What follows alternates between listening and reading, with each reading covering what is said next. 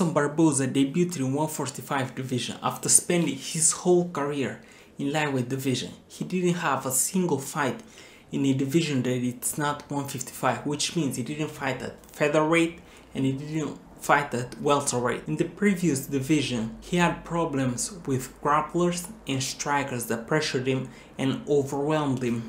In this new weight class, a lot of questions existed related to his performance. If the chin will hold up, speed, power and skills compared to his new peers.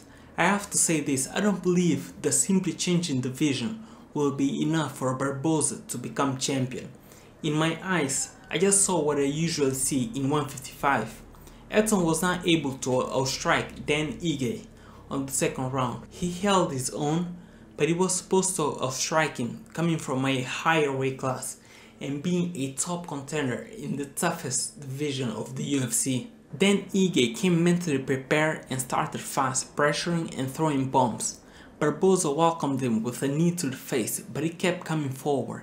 And that did not last long because the second time Barboza put his hand on the trigger, Ige went to the floor. This tells me that Barboza has power in this division. Scoring a knockdown in the first minute of the fight is promising. I like his power in this division. The speed is there on his kicks and punches. I would say in this new weight class the opponents are faster and able to move out of the way also faster, which is why a difference in speed is not that noticeable. The Brazilian apparently has energy for 3 rounds and some more.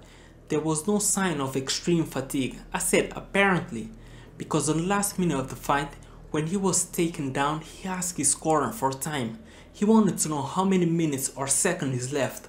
My thought is this, if you're on the floor, your effort should be channeled towards trying to get up, not asking the corner how many time is left for the end of the fight, regardless if you are winning or losing. Maybe he was exhausted and he had the mentality of not even trying to get up if it will not influence much on the scorecard. Talking about the takedown, that was the fight-altering result. I scored the first round for Barboza, second round for Ige. The third round, before the takedown, I was leaning easily towards Barboza, but the takedown changed everything.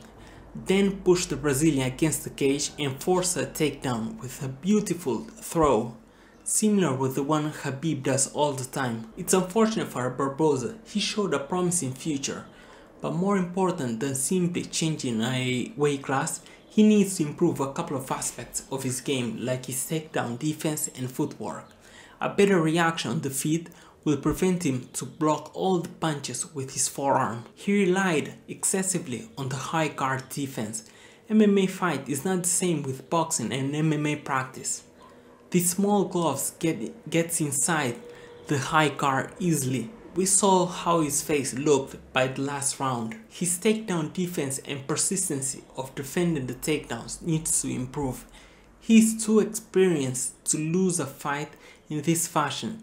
The moment Dan pushed him against the cage, he should have been more assertive, firm, and use his energy to aggressively separate. I don't think the exhaustion is what allowed the takedown to happen.